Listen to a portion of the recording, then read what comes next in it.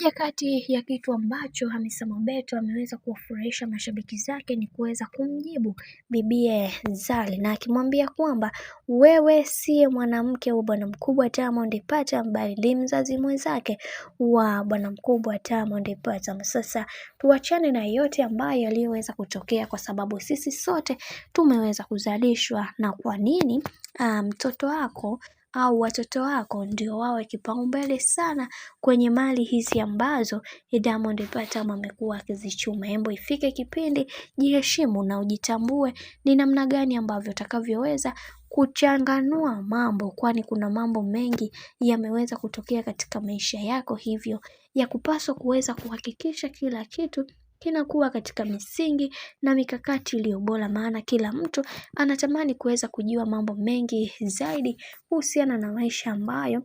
unayoyapitia. Lakini pia dada yetu hakuweza kuishia hapo, akasema kwamba kiukweli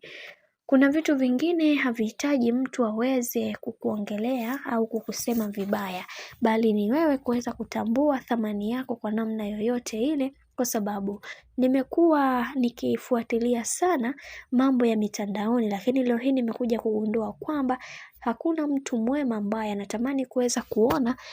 watu wengine wakifanikiwa katika maisha. Lakini leo hii nimeweza kugundua kitu ambacho kamwe sitoweza kukisahau katika maisha yangu, na nimeamini na nimekiri hili kutokana na yale ambayo yaliyoweza kutokea. Kiukweli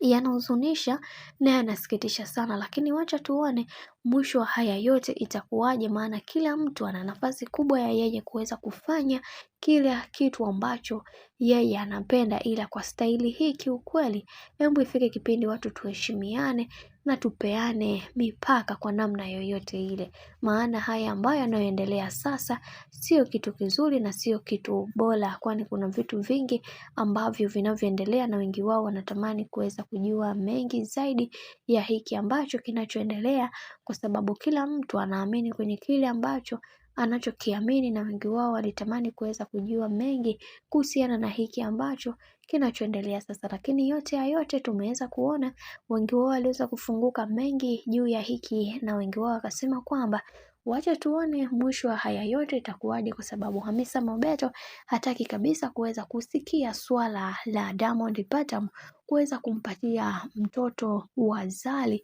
ulisi, kwa sababu Diamond Platnumz ameweza kuzaa na watu wengi na wote wanahitaji kuweza kupata